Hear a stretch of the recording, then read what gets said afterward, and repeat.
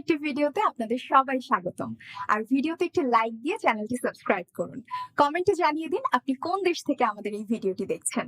আজকের কোণে দেখা আলো পর্বটা ছিল একেবারে ভেতরটা নেড়ে দেওয়ার মতো।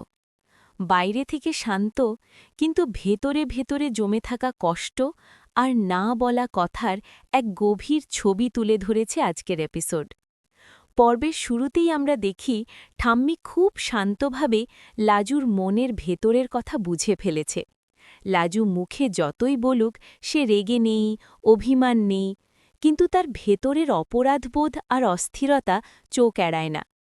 রাজুকে নিয়ে ঠাম্মির কথাগুলো আসলে শুধু সহানুভূতি নয়, একটা সতর্ক বার্তাও। এই মেয়েটা ভীষণ একা, ভীষণ ভাঙা। ছাদে লাজুর সেই দৃশ্যটা আজকের পর্বের সবচেয়ে শক্তিশালী অংশ। শরীরের যন্ত্রণা নয়, তার থেকেও বড় যন্ত্রণা হচ্ছে মনের ভেতরের চাপ, শ্বাস নিতে না পারার অনুভূতি, নিজেকে অপরাধী মনে হওয়া।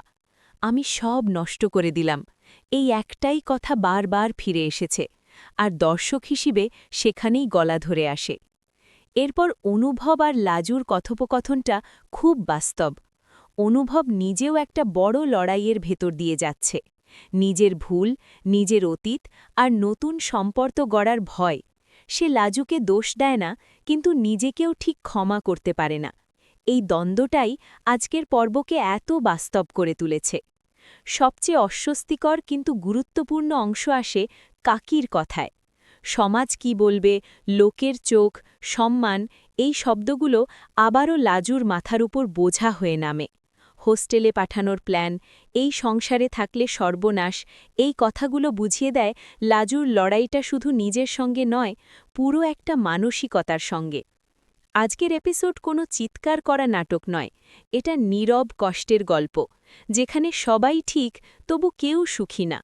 সবচেয়ে বড় প্রশ্নটা থেকেই যায়, লাজু কি সত্যিই নিজের জায়গা খুঁজে পাবে, নাকি আবারও সমাজের চাপে নিজেকে গুটিয়ে নেবে? পরের পর্বে এই উত্তরগুলোই সবচেয়ে গুরুত্বপূর্ণ হতে চলেছে।